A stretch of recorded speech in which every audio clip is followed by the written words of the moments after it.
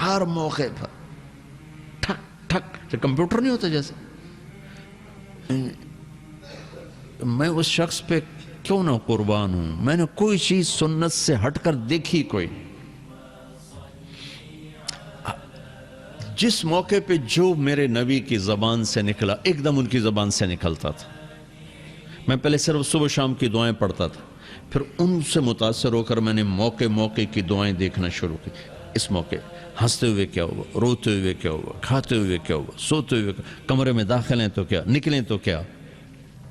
ایک تو ہمارے استاد جی مولانا زبیر صاحب نے مجھے حدیث سنائی تھی کہ جو 2 نفل گھر نکلنے سے پہلے پڑھ لے اور 2 نفل گھر داخل ہونے کے بعد پڑھ لے، تو نکل کر پڑھے،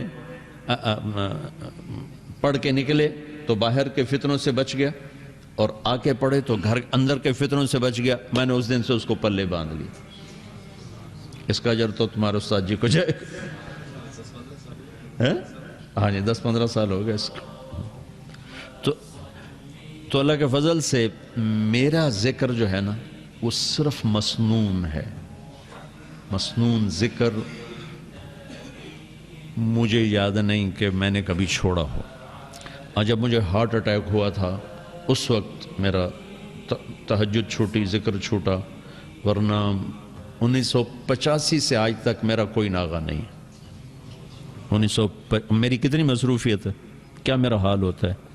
اگر کبھی اس طرح رہ جائے تو اگلے دن میں اس کو دگنا کر کے پورا کرتا ہوں. لیکن میں صرف مسنون ذکر کرتا ہوں، جو یہ 3 تسبیحات. اور آپ بچوں کا یہ تاثر بن گیا ہے کہ یہ ذکر نہیں، ذکر وہ ہے جو کوئی شیخ بتائے. بچوں ذکر وہ ہے جو میرے نبی نے بتایا، اس کے ساتھ دعوت کے اعمال ہوں. یہ پورا پیکج اللہ نے ہمیں دیا ہے. تو اس سے آپ کی میری زندگی میں تزکیے کے سارے اسباب موجود، سارے اسباب.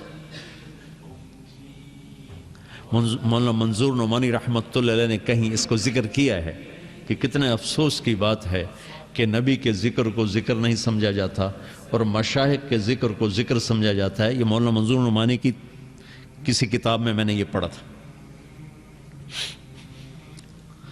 تو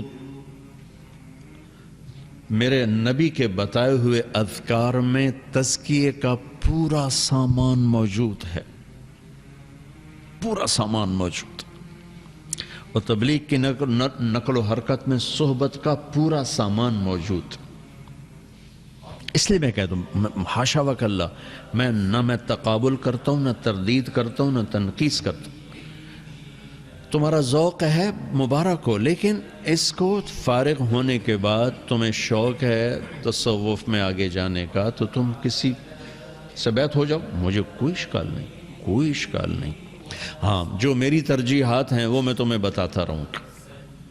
میری ترجیحات میں تبلیغ ہے، یہ شکل تبلیغ نے قائم کی ہے. تصوف ڈھلتی ہوئی چیز ہے، آج کے دور میں زوال کی چیز، اور تبلیغ اس وقت بازار میں بکنے والا سودا ہے. اور اس کے استفادے کی شکلیں اس سطح پر آئی ہیں کہ کرنے اول کی یاد تازہ ہوگی. تو یہ سودا بازار میں اس وقت بک رہا ہے اور ہدایت کا ذریعہ بن رہا ہے.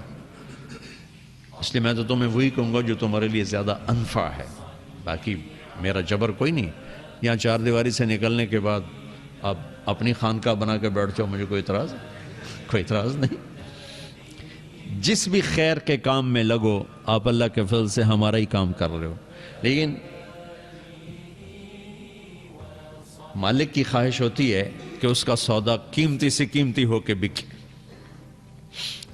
میری خواہش ہوگی کہ آپ اعلیٰ سے اعلیٰ شکل میں استعمال ہو. دلوں پر قبضہ تو میرا کوئی نہیں. ٹھیک ہے.